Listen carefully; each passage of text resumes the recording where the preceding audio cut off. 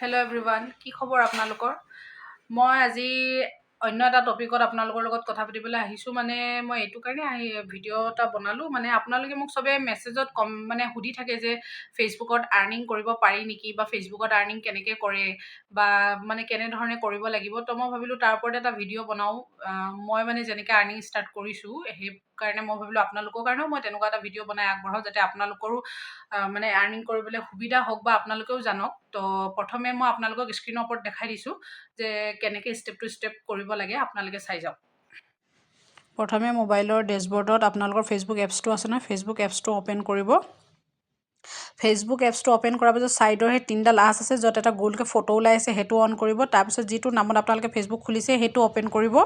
Open কৰাৰ পিছত দেখিব মোবাইলৰ ডেছবৰ্ডৰ তলত তিনিডাল ডট আছে, সেইটো অন কৰিব। আৰু ডটটো অন কৰাৰ পিছত তললৈ যাব, দেখিব টাৰ্ণ অন প্ৰফেশ্যনেল মোড, সেইটো অন কৰি দিব আপোনালোকে।